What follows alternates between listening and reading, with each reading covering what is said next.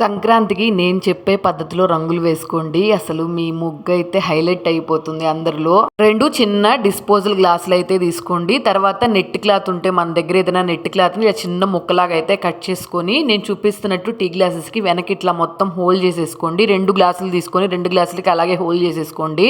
మనం చిన్న నెట్ ముక్క అయితే కట్ చేసుకున్నాం కదా, అది ఈ 2 గ్లాసుల్లో మధ్యలో ఇలా పెట్టేసేయండి నేను చూపించినట్టు. ఇప్పుడు వీటిల్లోకి అయితే కలర్స్ కావాలనుకుంటే కలర్స్, ముగ్గు కావాలనుకుంటే ముగ్గు, పసుపు, కుంకుమ ఇంకా ఏవైనా సరే, మీకు ముగ్గులు రాకపోయినా సరే నేను చూపిస్తున్నట్టు ఇట్లాగైతే అందంగా డిజైన్ లాగా అయితే వేసుకోవచ్చు. ముగ్గంతా వేసిన తర్వాత రంగులు దిద్దడానికి అయితే ఎక్కువ టైం పడుతుంది అని ఎవరైనా అనుకుంటే వాళ్ళకైతే చాలా బాగా ఉపయోగపడుతుంది. చూసారు కదా, నేను ముగ్గు వేసిన తర్వాత ఈజీగా రంగులు అయితే ఎంత ఫాస్ట్గా వేసేసానో. ఎంత పెద్ద ముగ్గు అయినా సరే ఇలా చేసేసుకుంటే ఫాస్ట్గా అయిపోతుంది రంగులు దిద్దటం.